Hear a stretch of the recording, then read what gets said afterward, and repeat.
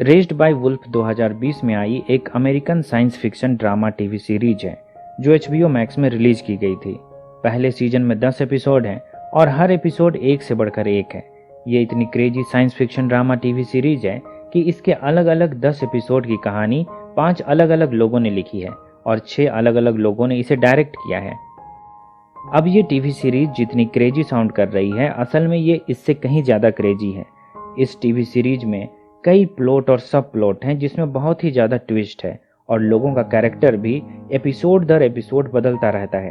आप इस TV series के कैरेक्टर्स को एक बाइनरी में नहीं बांध सकते हैं कि ये बुरा कैरेक्टर है और ये एक अच्छा कैरेक्टर है।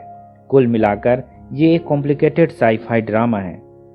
इस टीवी सीरीज को आसान बनाने के लिए मैंने यहाँ पर सीरीज की कुछ चीज़ों को पहले एक्सप्लेन कर दिया है ताकि आपको इस टीवी सीरीज को देखते समय अलग से दिमाग खपाने की जरूरत ना पड़े। यहाँ पहली चीज जो हमें समझनी है कि कहानी में जो कुछ भी चल रहा है उसके पीछे का कारण क्या है। तो फ्रेंड्स, कहानी में कहीं पर भी टाइम पीरियड के बारे में कुछ नहीं बतलाया गया है और ना ही कोई हिंट्स दिए गए हैं, पर निश्चित रूप से ये टाइम पीरियड फ्यूचर का है जहाँ टेक्नोलॉजी आज के मुकाबले बहुत ही एडवांस है। लेकिन टेक्नोलॉजी में ये एडवांसमेंट धीरे धीरे नहीं हुआ है, ये सब कुछ अचानक से हुआ है। अर्थ में लोग दो तरह की विचारधारा को फॉलो करते हैं। एक जो अपने क्रिएटर पर विश्वास करते हैं, जिन्हें कहानी में मिथरीक कहा गया है, ये मिथरीक रिलीजन को फॉलो करते हैं। और दूसरी तरफ नास्तिक हैं जो किसी भी सुपरनेचुरल ताकत पर यकीन नहीं करते हैं। दोनों ही ग्रुप इतने कट्टर हैं कि एक दूसरे के खिलाफ किसी भी हद तक जा सकते हैं। इनके बीच कॉन्फ्लिक्ट आम बात है, इनमें लड़ाइयाँ होती रहती है। शुरू में मिथरीक और एथिस्ट के बीच टेक्नोलॉजी सेम थी और दोनों में लड़ाइयाँ बराबरी की हुआ करती थी। लेकिन एक समय मिथरीक लोगों के हाथों एक एंशिएंट स्क्रिप्चर यानी एक प्राचीन शास्त्र हाथ लगता है जिसमें एक सन गॉड के बारे में लिखा गया है जिसे वे सोल कहते हैं। इस स्क्रिप्चर में नए तरह की टेक्नोलॉजी का ब्लूप्रिंट भी है। इसमें एक प्रॉमिस लैंड का वादा भी किया गया है।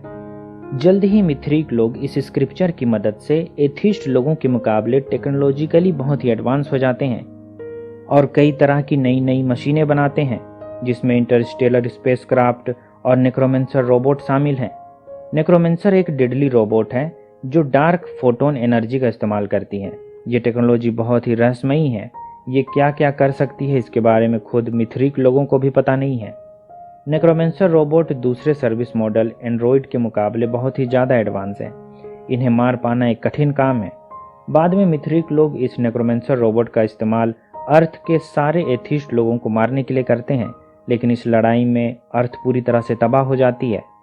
इन्हीं में से एक नेक्रोमेंसर रोबोट को एक एथिस्ट हैकर कैंपियन स्टर्जेस हैक कर लेता है और उसमें नए तरह की प्रोग्रामिंग करता है और उसे एक डेडली वेपन से बदलकर इसमें इमोशन और प्यार डालता है। उसका मकसद है कि वो नेक्रोमेंसर की प्रोग्रामिंग को बदलकर उसे एक अलग तरह के काम के लिए तैयार करेगा। कैंपियन स्टर्जेस एक छोटी स्पेसक्राफ्ट की मदद से नेक्रोमेंसर और एक सर्विस मॉडल एंड्रॉयड को केपलर 22b नाम के एक ग्रह में भेजता है जो एक अर्थ लाइक प्लैनेट है और आकार में अर्थ से डबल साइज का है। यहाँ नेक्रोमेंसर और एंड्रॉयड 6 इंसानी भ्रूण को फर्टाइल करेंगे और यहाँ उनकी देखभाल तब तक करेंगे जब तक वे बड़े होकर खुद केपलर 22b प्लैनेट में अपनी जनसंख्या बढ़ाने के लायक ना हो जाएं। नेक्रोमेंसर जिसे मदर और एंड्रॉयड जिसे फादर कहा गया है, उन्हें एक और इंस्ट्रक्शन है कि बच्चों को किसी भी तरह के रिलीजन से दूर रखें क्योंकि अर्थ में इसी रिलीजियस कॉन्फ्लिक्ट की वजह से युद्ध हो रहे हैं और अर्थ तबाह हो चुका है। यही वजह है कि मदर और फादर केपलर 22b नाम के प्लैनेट में आते हैं और यहाँ एक छोटा सा एस्टेब्लिशमेंट बिल्ड करते हैं और मदर की मदद से उस 6 ह्यूमन एम्ब्रॉयज को फर्टाइल करते हैं जिनसे 9 महीने बाद इंसानी बच्चे पैदा होते हैं। नेक्रोमेंसर किसी माँ की तरह इन 6 बच्चों को पालती है और फादर किसी असली बाप की तरह इनका ख्याल रखता है और इन्हें सरवाइव करने की तकनीक सिखाता है। लेकिन कुछ सालों बाद 6 में से 4 बच्चे एक अनजान बीमारी से मर जाते हैं और एक बच्ची जिसका नाम टैली है वो एक गहरे गड्ढे में गिरकर मर जाती है। हालांकि बाद में मदर मिथरीक आर्क नाम की स्पेसशिप को तबाह करके वहां से 5 बच्चों को और ले आती है। इस प्लैनेट में कुएं के आकार के कई होल हैं जो इतने गहरे हैं कि प्लैनेट के कोर तक जाते हैं। इन गड्ढों से गर्म हवाएं निकलती हैं जो प्लैनेट की ठंडी रातों से बचने में मदद करती हैं। इस होल की दीवार पर एक फंगस उगता है जिसे खाया जा सकता है। शुरू में जब मदर और फादर का स्पेसक्राफ्ट केपलर 22b में लैंड हुआ था तो वे इसी तरह के एक होल में गिरते गिरते बचे थे। हालांकि आपको इस टीवी सीरीज के लास्ट में ऐसा लग सकता है कि अगर वे शुरू में ही इस होल में गिर जाते तो ही अच्छा होता और इस पूरी वेब सीरीज में जो झंझट पैदा हुई वो न होती। चलिए अब हमें इस होल से जुड़ी एक और बात जान लेनी चाहिए कि ये होल ऐसी ताकत पोजेस करती है जो किसी को भी जो इस होल में गिर जाता है उसे पूरी तरह से खत्म नहीं करती है, बल्कि उसे रिटर्न कर देती है। यही वजह है कि मदर के मरे हुए 5 बच्चों में से केवल टैली नाम की ही एक बच्ची का घोस्ट उन्हें दिखता है। बाकी बच्चे जो बीमारी से मरे थे उनका घोस्ट उन्हें नहीं दिखता है। होल टैली को एक घोस्ट के रूप में रिटर्न कर देती है। ऐसा ही पोल के चूहे के साथ भी होता है। इस होल की एक खास बात यह भी है कि यह सीधे प्लैनेट के कोर तक जाती है और प्लैनेट के दूसरे छोर पर निकालती है।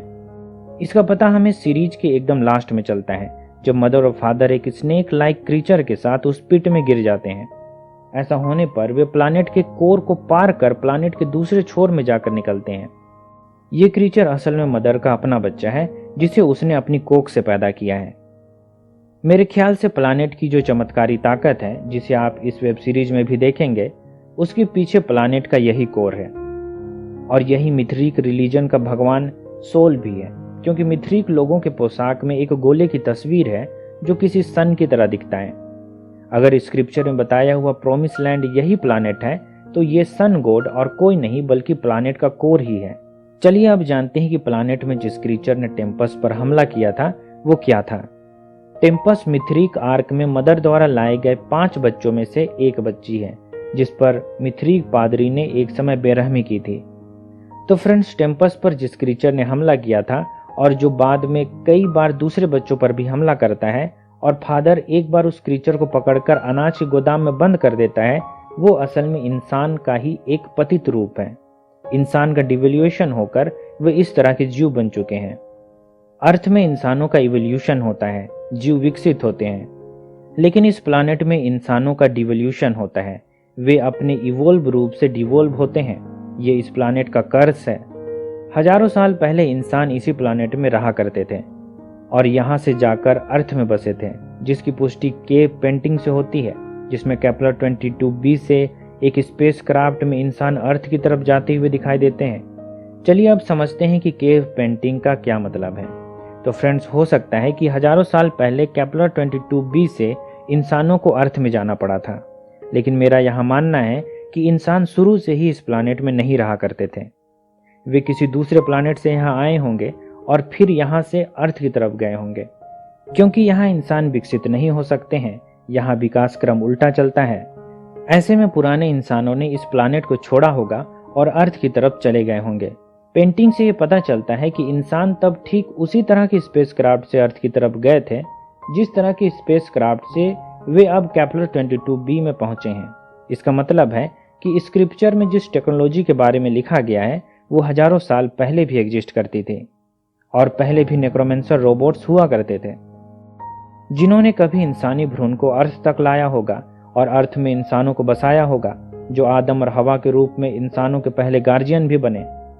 अब हमें एक बात और जान लेनी चाहिए कि नेक्रोमेंसर रोबोट जिसे मदर कहा गया है वो प्रेग्नेंट कैसे हो जाती है। एक रोबोट कैसे प्रेग्नेंट हो सकती है? तो फ्रेंड्स, एक रोबोट कभी भी प्रेग्नेंट नहीं हो सकती है, लेकिन नेक्रोमेंसर बहुत ही एडवांस टेक्नोलॉजी है और इस टेक्नोलॉजी के बारे में ठीक से उसके निर्माता मिथरीक लोगों को भी पता नहीं है, क्योंकि उन्होंने इसे स्क्रिप्चर की मदद से बनाया है। इस नेक्रोमेंसर रोबोट में कई ऐसी चीजें हैं जो रहस्यमयी हैं और अनएक्सप्लेन्ड है। खुद नेक्रोमेंसर रोबोट मदर को पता नहीं है कि वो क्या क्या कर सकती है। मदर को अपनी प्रेगनेंसी के बारे में लगता है कि जब वो मिथरीक आर्क के क्रैश होने के बाद उस स्पेसक्राफ्ट के बचे हुए कंप्यूटर से खुद को कनेक्ट करती है तो वो उस हैकर कैंपियन स्टर्जेस द्वारा उसकी मेमोरी के अंदर स्टोर की गई हिडन इंस्ट्रक्शन को रिकवर कर लेती है, जिसमें उसे उसके असली मकसद के बारे में कैंपियन स्टर्जेस बतलाता है कि उसने जिस 6 बच्चों की परवरिश की थी वो महज एक प्रैक्टिस थी। असल में उसे अपने बच्चे की परवरिश करनी सीखनी है जो उसके कोख से पैदा होगा। वो कैंपियन स्टर्जेस के प्रति आकर्षित होती है और उससे वर्चुअल मेमोरी में सेक्स करती है। ये सारी घटना केवल उस इंस्ट्रक्शन को एक्टिव करने के लिए है जो नेक्रोमेंसर के अंदर पहले से डाला गया है। उसका शरीर एक 3D प्रिंटर की तरह काम कर सकता है। अगर उसे सही मटेरियल और सही इंस्ट्रक्शन मिल जाए तो वो कुछ भी बना सकती है। इस केस में उसे प्लाज्मा की जरूरत है, जो उसे इंसानी ब्लड से मिल सकता है, जिसे पहली बार वो प्लानेट के क्रीचर को मारकर उससे प्राप्त करती है। चूंकि वे क्रीचर कभी इंसान ही थे, इसलिए उनके प्लाज्मा से उसका काम चल जाता है। बाद में वो उस रेपिस्ट पादरी का खून भी ड्रेन करती है और फाइनली एक बच्चे को जन्म देती है, जो कि असल में इंसान नहीं है, वो एक सांप है जिसमें नेक्रोमेंसर रोबोट की खूबियां भी है। यही वजह है कि हम उस सांप को उड़ते हुए देखते हैं, क्योंकि मदर भी उड़ सकती थी। ये सांप जैसे क्रीचर पहले इस प्लानेट में राज किया करते थे, जिनकी हड्डियां हमें हर एपिसोड में दिखती रहती हैं। अब हमें एक सवाल का जवाब और जान लेना चाहिए कि मदर और फादर मदर के स्नेक बेबी को, जो कि असल में नंबर 7 है और जिसके बारे में कैंपियन स्टर्जेस ने मदर को कहा भी था कि असली मिशन इस नंबर 7 को पालना है, तो अब मदर और फादर इस स्नेक बेबी को मारना क्यों चाहते हैं? ये तो असल में नंबर 7 है। तो फ्रेंड्स, जब मदर को स्नेक बेबी पैदा होता है और मदर के एंड्रॉइड ब्लड को पीने लगता है, तो मदर कहती है कि जब उसका मिल्क खत्म हो जाएगा, इसे इंसानी ब्लड चाहिए होगा। इसका मतलब है कि ये क्रीचर उसके इंसानी बच्चों के लिए खतरा है, इसलिए वे खुद को और इस क्रीचर को प्लानेट के कोर में क्रैश करके इंसानियत के खातिर सेक्रीफाइस कर देना चाहते हैं। असल में वे एक तरह से कंफ्यूज हैं कि उनका मिशन स्नेक बेबी पैदा करना था या इंसानी बेबी को पैदा करना था, क्योंकि उनकी प्रैक्टिस इंसानी बच्चों को पालने की हुई थी।